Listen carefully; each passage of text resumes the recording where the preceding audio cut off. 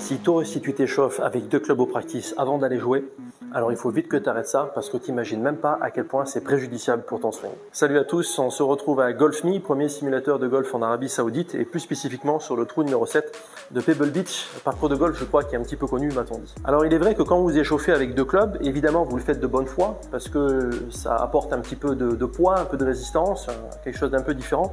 Le problème c'est que quand vous faites ça, vous allez temporairement reprogrammer votre système neuromusculaire à faire un geste plus lent avec une dynamique, un tempo et un poids différent, ce qui ne correspond pas évidemment à la réalité.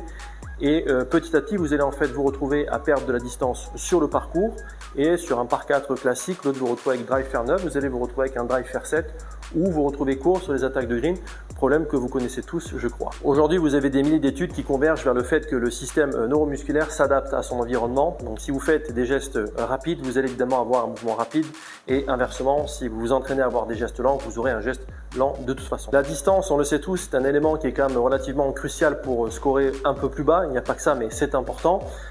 J'en veux pour preuve une statistique assez connue de tous qui est que sur le PGA Tour, si vous avez 10 yards de plus en moyenne de drive, c'est $1 million de plus dans la poche à la fin de l'année dans la money list, donc c'est quand même pas négligeable.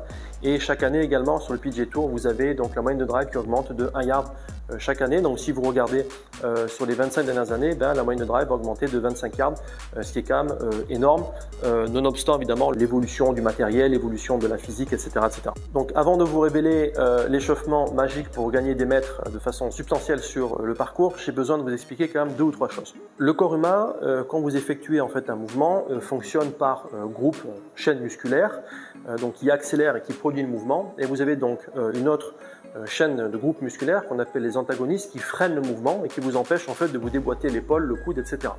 Un petit peu à l'image d'une voiture, vous avez donc le moteur et vous avez les freins. Maintenant imaginez une voiture dans laquelle vous mettez un moteur de Ferrari et des freins de vélo. Première chose que vous allez faire quand vous allez prendre la voiture et rouler, c'est évidemment d'essayer de rouler le moins possible puisque vous savez que malheureusement vous ne pourrez pas freiner fort. Donc c'est exactement ce qui se passe avec le cerveau quand j'ai une chaîne de muscles antagonistes qui n'est pas entraînée ou qui n'est pas développée. Évidemment le cerveau va vouloir se protéger de la blessure et va essayer tout simplement de produire un mouvement qui sera égal à la puissance du freinage, si on peut le dire comme ça, je pense que vous avez compris l'image. Revenons maintenant à notre exercice d'échauffement magique. Les chaînes musculaires qui sont censées freiner vont accélérer le mouvement et les chaînes qui sont censées accélérer vont freiner le mouvement. Donc pour ça, vous attrapez votre club comme d'habitude et vous inversez le sens des mains. Voilà, très simple. Et vous allez effectuer 8 à 10 swings le plus rapidement possible.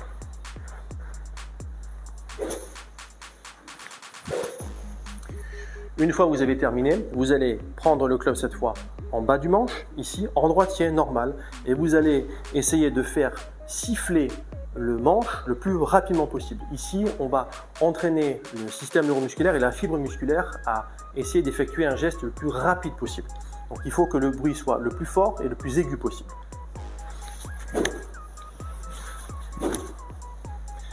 Pareil, vous le faites 8 à 10 fois, et après la même chose en gaucher.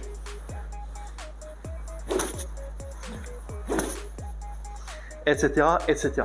Si cet exercice d'échauffement est bien effectué, vous devez normalement terminer un peu essoufflé. Petit disclaimer, réservez cette partie de votre échauffement plutôt vers la fin et pas au début, histoire que votre corps soit préparé quand même à l'effort et à la vitesse, de manière à ne pas vous blesser. Si vous avez des commentaires et des questions, n'hésitez pas à les mettre en dessous, j'y répondrai avec grand plaisir. Et en attendant, n'hésitez pas à venir me rejoindre à Jeddah en Arabie Saoudite et venir jouer avec moi à Pebble Beach.